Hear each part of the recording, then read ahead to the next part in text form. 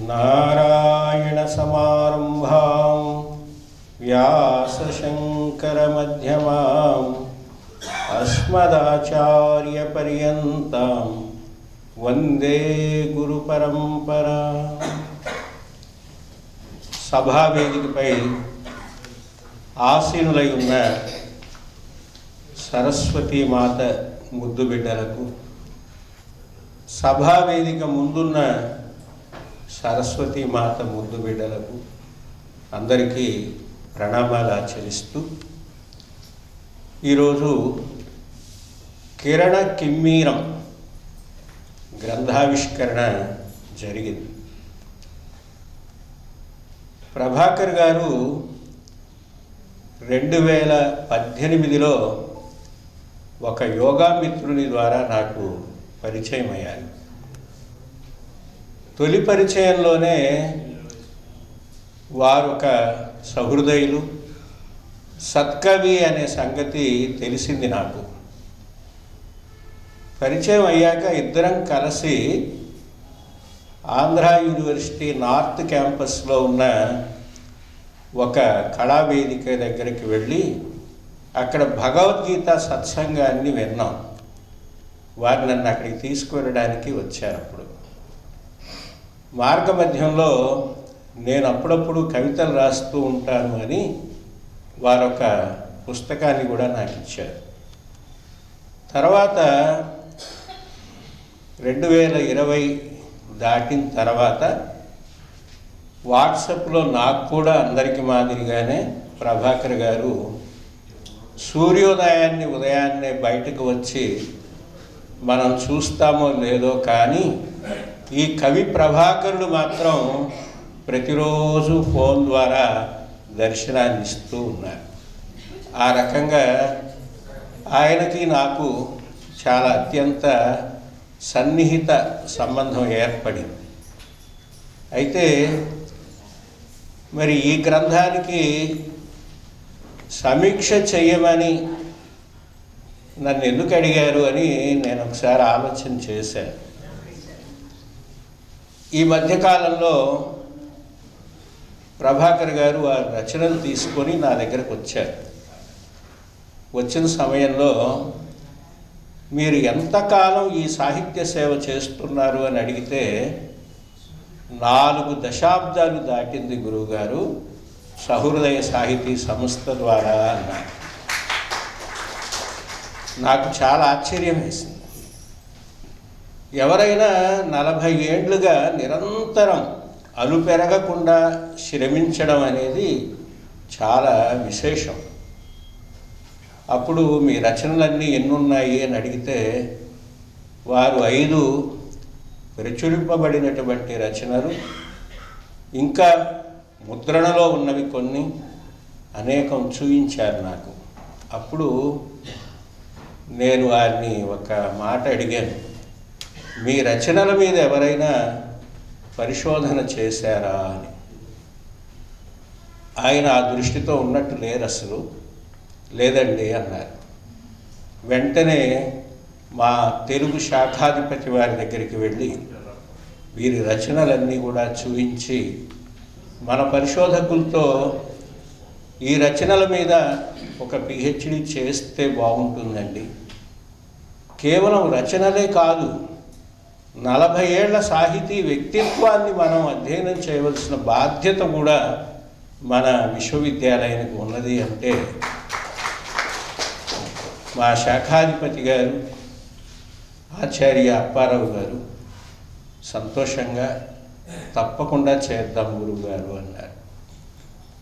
ఆ రకంగా ఆంధ్ర విశ్వవిద్యాలయంలో శేఖర మంత్రి ప్రభాకర్ గారి రచనలపై పిహెచ్డి కూడా మొదలైంది అని చెప్పడానికి ఎంతో ఆనందిస్తుంది.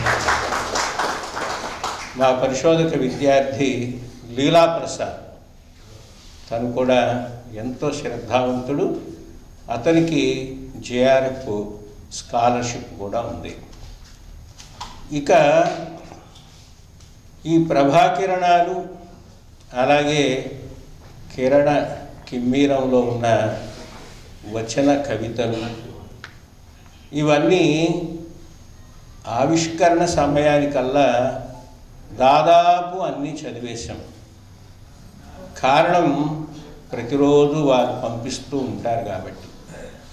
సమీక్ష కూడా నిజానికి ఏ రోజుకు ఆ రోజు వారికి నా స్పందన రూపంలో కూడా వ్యక్తీకరించాను. కారణం ఏమిటి అంటే, ఓ కవిత చదివినప్పుడు రసహృదయం స్పందిస్తుంది.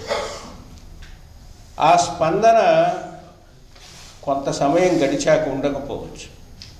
అందుకని వెంటనే వారికి తెలుగు అక్షరాల్లోనే టైప్ చేసి పంపిస్తూ ఉండేవారు.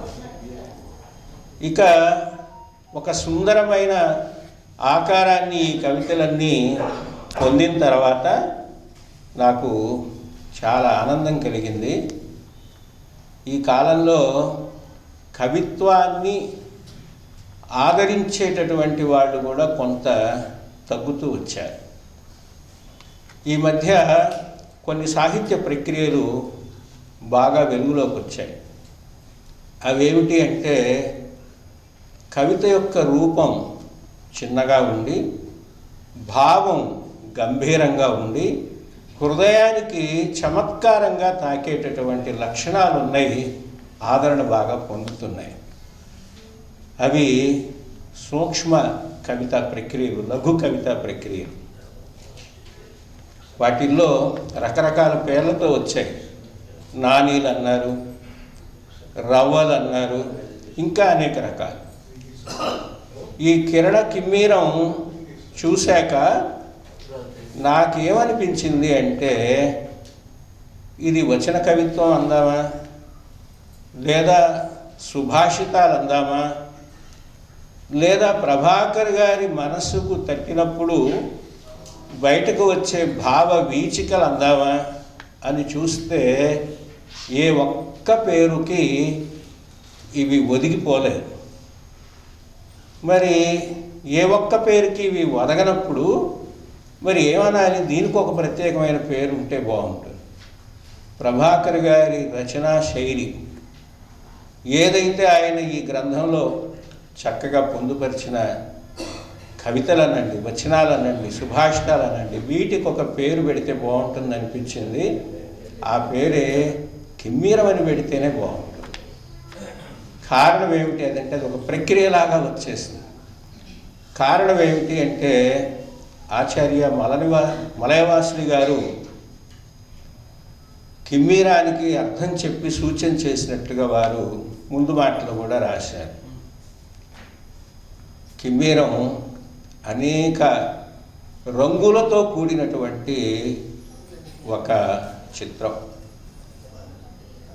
ఒక విశేషమైన కాంతి కిమ్మీరం, ఒక రంగుల వెల్లువ. ఆయన రాసినటువంటి ఈ వచనాలన్నింటిలో ఎన్నెన్నో విశేషాలు దాగి ఉన్నాయి. వాటన్నిటినీ నేను అధ్యయనం చేసి క్రోడీకరించాను. ఆ తర్వాత ఇది గ్రంథ రూపంలోకి వచ్చిన తర్వాత పీఠికలు కూడా చదివాను. ఆచార్య రామబ్రహ్మం గారు ఒక మాట రాశారు ఆ పీఠికలో. ఏమిటి అంటే, నాకు కూడా ప్రభాకర్ గారు ఈ పుస్తకాన్ని ఇచ్చారు, కుట్టు పుస్తకాన్ని. అయితే పీఠికలు ముందుగా చదివితే ఆ పీఠికల ప్రభావం నా మీద ఉండి కవిత్వాన్ని ఆస్వాదిస్తానో లేదో సరిగ్గా అనే ఉద్దేశంతో నేను ముందుగా కవిత్వాన్నే చదివాను అన్నారు. నాకు అప్పుడు అర్థమైంది, ఒక విమర్శకుడు చెప్పిన దాన్ని చదవడానికంటే ముందే ఆ కవి చెప్పిన కవిత్వాన్ని చదవడం చాలా అవసరమని.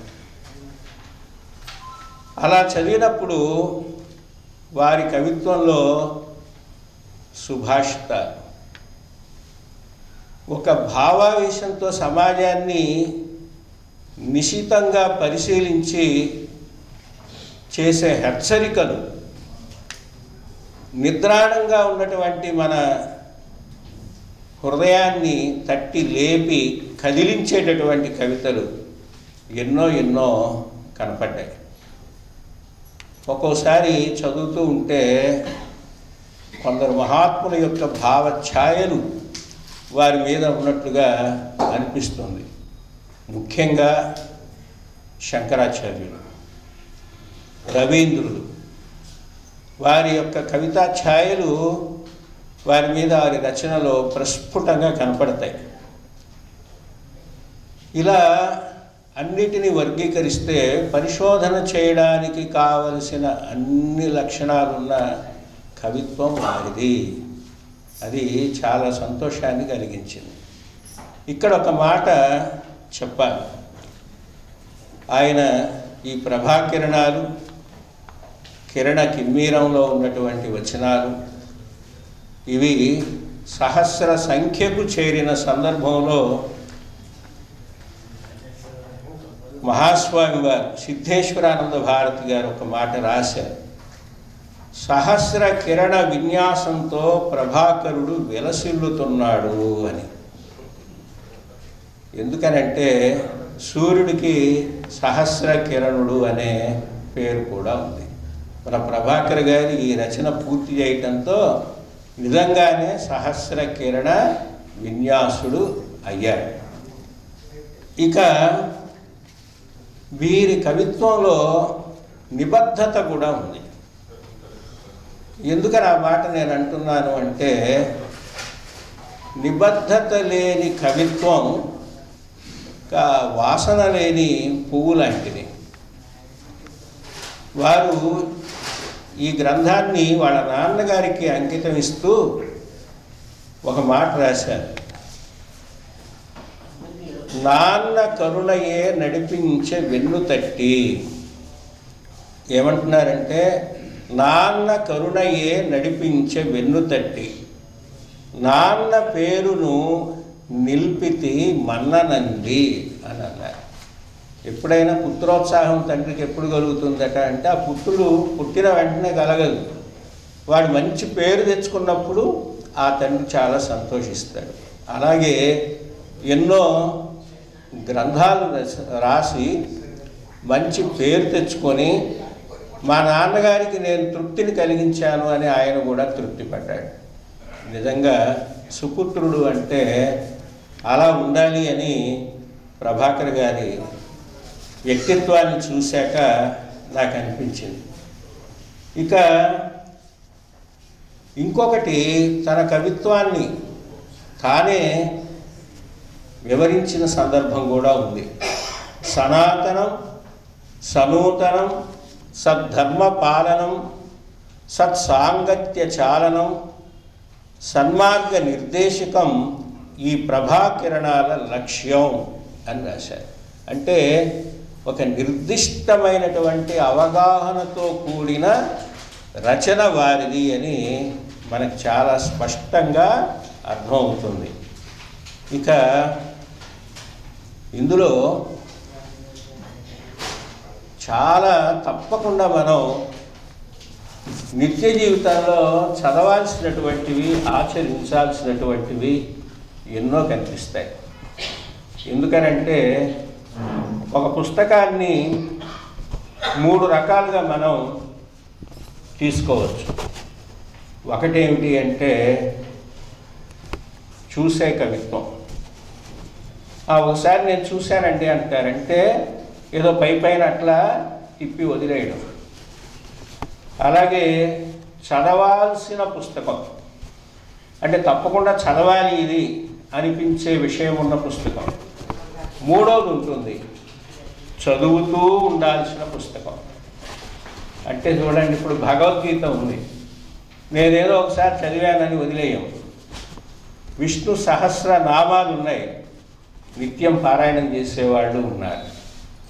అలాగే చూసే పుస్తకం కాదు ఇది, చదివి వదిలేసే పుస్తకం కాదు ఇది, చదువుతూ ఉండవలసినటువంటి పుస్తకం. ఎందుకు ఆ మాట అంటున్నానంటే, వారు చెప్పేటటువంటి ఆ విశేషాలు ఎంత అద్భుతంగా ఉన్నాయో ఈ పుస్తకాన్ని తెరిచి చూస్తే మనకి తెలుస్తుంది. ఎంత బాగా ఉన్నాయంటే నేను కొన్ని ఉదాహరణలు కూడా చెప్పాలనుకున్నాను. సభాధ్యక్షులు వారు సమయం పూర్తయినప్పుడు సూచన చేస్తా అన్నారు. కాబట్టి నేను అలా చెబుతూ వెళతాను, వారు సూచన చేసినప్పుడు ఆపేస్తాను. ఎంత గొప్ప మాట అంటే అన్నింటికీ ప్రారంభం ఉంటుంది. ప్రారంభం ఉన్న వాటికి ముగింపు కూడా ఉంటుంది. నేర్చుకోవడం అన్నదానికి ప్రారంభం మాత్రమే ఉంటుంది, కానీ ముగింపు ఉండదు. అంటే విద్య అనేది నిత్యం అభ్యాసం చేసే ప్రక్రియ అనే విషయాన్ని ఎంత సరళమైనటువంటి మాటల్లో చెప్పారో చూడండి. మనం చాలా సూక్తుల్ని తరగతి గదుల్లో రాయిస్తూ ఉంటారు చిన్నప్పుడు, పిల్లలు అవి చదివి అవగాహన చేసుకుని ఆచరిస్తారని. అలాంటి విలువైనటువంటి విషయాలు చాలా సరళ సుందరంగా ప్రభాకర్ గారు ఇందులో పొందుపరచడం జరిగింది. అలాగే ఆయన కవితలు ఇవన్నీ ఓ 10 వరుసలు ఉంటాయేమో, ఇంకొకసారి చిన్నగా ఉంటాయి, ఇంకోసారి ఇంకా 2 వరుసలు పెరుగుతాయి. అందులోనే చిన్న కథలను కూడా జోడిస్తారు. అందులోనే మహత్తరమైన శ్లోకాలకు ఉండే భావాన్ని కూడా చూపిస్తారు. దానికి ఒక చిన్న ఉదాహరణ ఇందులో నుంచే మీకు చూపిస్తాను.